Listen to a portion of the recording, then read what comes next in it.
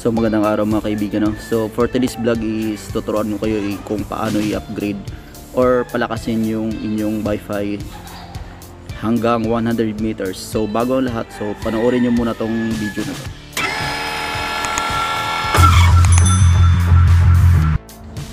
Lingid sa kalaman ng lahat, meron tayong tinatawag na location dead spot or yung mga sulok ng bahay nyo na hindi abot ng inyong Wi-Fi or ng cellphone. Ito yung hindi tumatago sa mga semento, kaya kung nandun ka sa kabilang kwarto, imbis na full yung signal ng Wi-Fi mo is nagda-drop siya ng hanggang 2 or minsan nga wala. Yun yung purpose ng ating topic ngayon.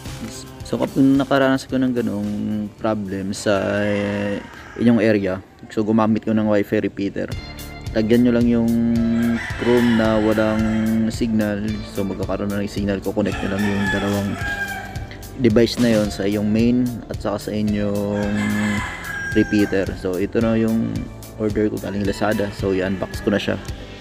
So ganito na, no? Malaking tulong siya in case na katulad ko, nagpakabit ako ng Wi-Fi. So yung kaya bumili ako nito, yung kapitbahay ko na sa baba nakikonnect. Ang purpose nun, sobrang hina ng sa kanyang signal kasi nabablock ng walling or yung pader, semento. So ganun, naisipan ko na umorder na sa Lazada ng Xiaomi Wi-Fi range extender o Wi-Fi repeater ang another tawag nito.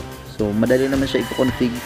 Ang tawag na config is kukonect mo yung itong binili ko yung sa video. Kukonect mo siya doon sa inyong main source o yung pinaka Wi-Fi mismo. So gamit ang password ng main, tapos kukonect mo lang siya dito sa repeater. May application na i-download. So ituturo ko isa-isa, no. So ito yung laman niya. Pag binuksan nyo, meron siyang unit, saka warranty at saka manual. Actually wala naman atang warranty ito, pero sealed naman siya. So ayun, mayroon siyang dalawang antena, no. Susubukan na nito, almost 100 meters open area, kaya niya. Saka 220 na rin siya. Meron version nito na pang 5 volts na ano, meron ako dati nung kaso nasira na. So ang gamit ng Wi-Fi extender na to, no, bali mayroon siyang dalawang antena, tapos 2.5 GHz na rin yung frequency niya. So tinubukan ko na rin, kaya na rin niyang mag-loading ng, kaya niya magbigay ng frequencies hanggang 10 user. Bali kung sa isang room kayo sa baba, kahit 10 kayo, pwede nyo siyang gamitin. So mula sa source, didaan niya dyan, medyo mababawasan nga lang konti. Kung 30 Mbps yung ano mo, yung pina-install ko, so magiging mababawasan ng almost 5 Mbps. So ganoon na siya, medyo may ano disadvantage, pero kung paano lalakas, kasi basta hanapan mo lang siya ng area na mula sa source, makakuha ka lang ng kahit isang signal pagdating dyan, kasi ang frequency na yun is pag i-amplify niya o papalakasin niya, tapos ibibigay niya dun sa mga cellphone nyo na mas malapit. So pag nakita nyo siya, nagkukulay pink siya, ay orange pala. So pag sinaksak ko ito, makikita niyo po nakasaka Xiaomi repeater Mia. So ganon. So paano bang gamitin to? So yun lang, no, pag orange siya pag hindi pa nakakonect sa inyong modem, tapos blue naman pag nakakonect na to, tapos may reset siya. So ang gawin nyo, punta ka sa Play Store, okay, tapos search nyo ang Xiaomi Home, doon lalabas yun siya dyan. Tapos install nyo lang. Na-install, antay lang kayo ng ano. So ayan, pag ano na-install na, open nyo lang yung application, no. Tapos ano, may country and region, select nyo lang yung Philippines, tapos agree nyo na lang. So yun, medyo ito na yung medyo risky pag sa pag-config, pero madali lang naman siya. Marami naman tutorial dito. Kung naguguluhan ko sa tutorial ko, merong ibang tutorial sa YouTube. So ayun, bali pag na-try nyo na, ayan, na-download, select all, tapos make sure na nakakonect muna kayo sa inyong main modem kasi gagawa kayo ng account dyan. Huwag yun munang dito muna kayo sa pinaka menu na wifi. So ayun, pag nagawa kami ng account, sign up na kayo using your Facebook. Parang i-connect nyo na yung Facebook nyo, login. Katulad ko, ilalagin ko yung Facebook ko siya dyan.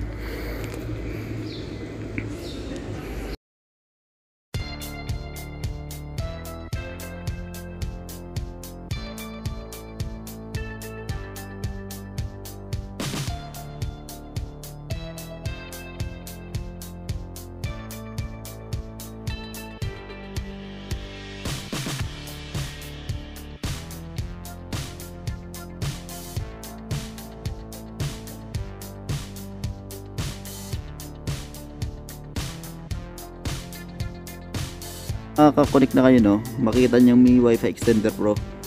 Ayan, Extender Pro. Tapos meron siyang plus sa taas, yung katabi ng bell, right upper side. So yun lang yung So ipapakita ko siya, no? Ganito yung pag-config niya.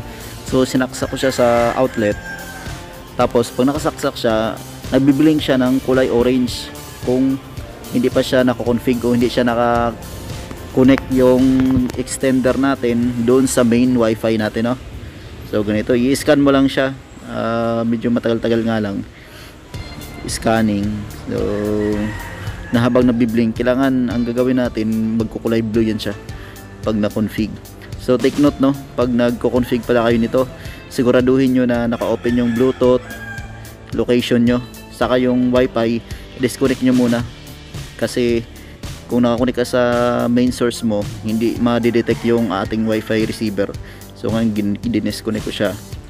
So ayan, makikita na yan siya kasi ayan, okay, nag-scan yung device. Tapos makita may ayan, i-click nyo lang yung kung ano yung nasa picture dun sa ating repeater, connect nyo lang. Tapos ito yung Clea, yan yung pinaka main wifi ko. Pindutin nyo lang yan, tapos hihingi yan ng password. So type nyo lang uli. Sa akin kasi hindi ko na kinunik kasi nakunik ko na siya kanina. So ganun lang, next yun lang naman yan. Tapos antayin nyo mag-loading. Pag na-loading na yan, tuloy-tuloy, yung inyong kulay orange na mag-blink na yan, magiging kulay blue. Kasi may tendency kasi na ilang beses dating sinubukan to sa isang extender din. Basta nagkulay blue na yung repeater na yan, kahit i-exit nyo na, automatic na yan siya na naka-config. So ayun, pansinin nyo yung kulay orange na yan, ayun, nagkukulay blue na siya. So ibig sabihin naka-connect na.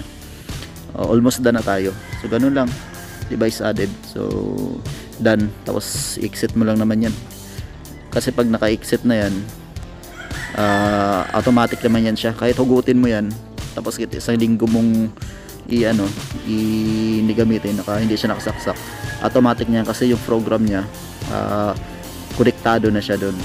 So ayun, bali yung ito yung wifi ko, makikita mo yung Clea 5G. So dalawa kasi yun.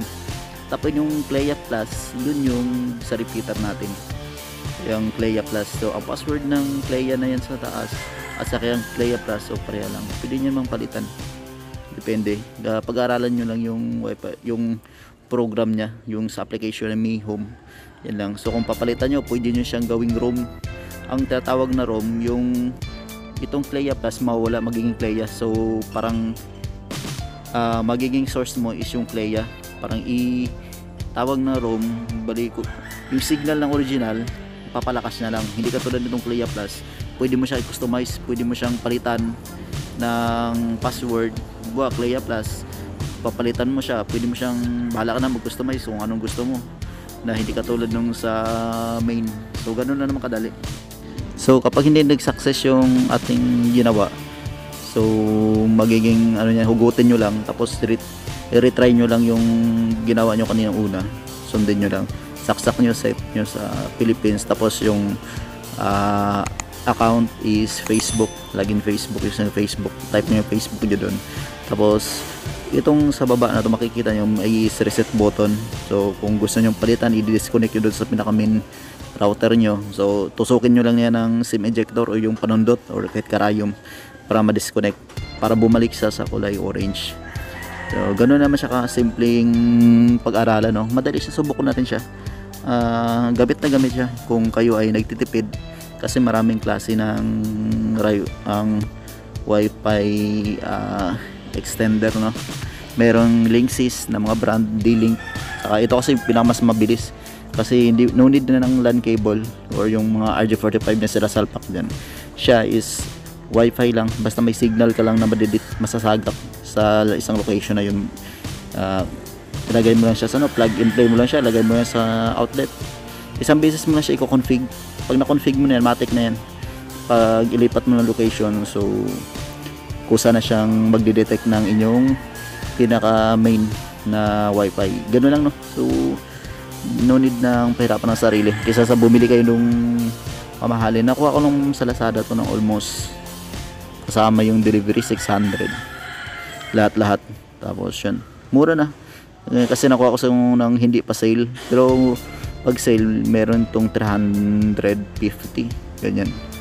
Medyo okay na rin, gamit na rin siya 24 hours na rin yan, 24/7 kahit nakababad sa safety naman siya kasi Xiaomi original din siya na brand.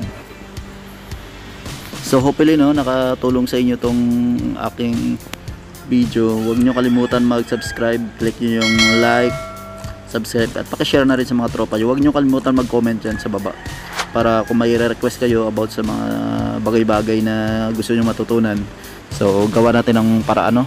O siguraduhin yung naka-select all kayo pag naka-subscribe para number 1 kayo ma-update sa mga upcoming videos na i-upload ko. Legit pa tayo mga kaibigan, no? So ayun, kung gusto nyo matuto, subscribe na lang, like nyo na rin para ganahan din ako kasi hindi biro gumawa ng vlog na hindi mo na kayo nagko-comment. Mas maganda kasi yung